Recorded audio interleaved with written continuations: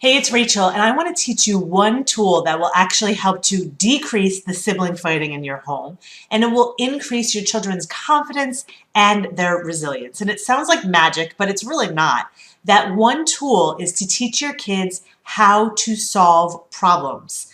That really does help reduce sibling fighting because a lot of the time siblings are fighting because they simply don't know how to solve the problems that they face with each other. For example, if you have 3 kids and there's one device, they're not sitting there thinking, there are 3 of us and there's one device. How can we solve that problem? No, what they're thinking is, I want that device, I'm going to take it, and that's what causes a lot of problems. They don't know how to identify problems, let alone solve them. Helping your kids solve problems also increases their confidence because confidence doesn't actually come from believing we're good at everything all the time. Confidence really comes from knowing that we can handle it when we aren't good at something, and teaching them to solve problems can actually help with that. And lastly, teaching your kids to solve problems can increase their resilience because resilience does come partly from letting our kids face challenges and obstacles. But the second piece is teaching them how to problem solve when they do face those challenges and obstacles. That's when they become more resilient. So I want to give you a few different ways to help your kids solve problems that are actually really simple, and some of them are actually enjoyable both for you and for your kids. So the first recommendation I have is to use the question, what do you need? So you have to ask this question sincerely. You can't ask it sarcastically. But let's say your child says to you something like, I'm cold or I'm hungry. Usually what we do is we immediately solve that problem. We turn up the heat, or we even say to them, go get a snack. But when you say to your child, when they say I'm hungry or I'm tired or whatever the situation is, when you say, what do you need? That question is very simple, but it actually forces them to identify and ask for what they need. And that's a huge part of solving problems. A lot of kids don't know how to ask for what they need. Now, some kids are really stumped on how to come up with solutions. So another thing you can do to teach your kids to solve problems is teach them the language of problem solving.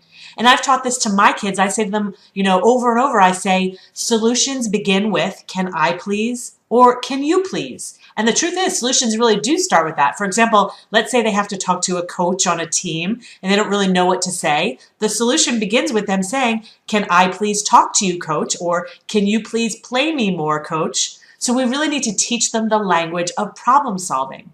The other thing you can do is actually make problem solving something that is really celebrated in your family. If you have younger children, you can really get excited when someone solves a problem.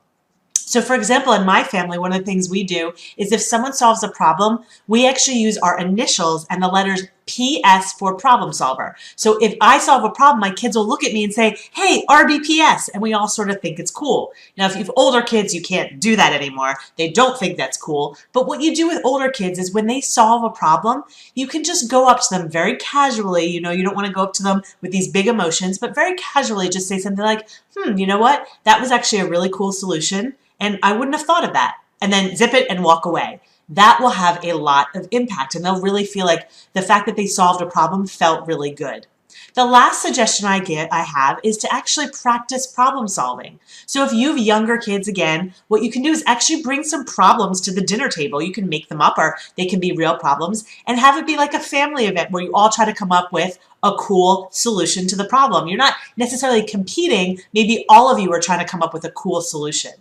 If you have older kids, a way you can practice this, because again, they're not going to want to do this at the dinner table, but with older kids, what you can do is actually have them solve your problems, because your kids love to tell you what to do. So if you genuinely go to them with a problem, again, it could be real, it could be made up. If you go to them with a problem that you have and you ask them for their sincere opinion, they're very likely going to try to solve that problem for you, which again teaches them in a way to solve problems so they can feel more empowered.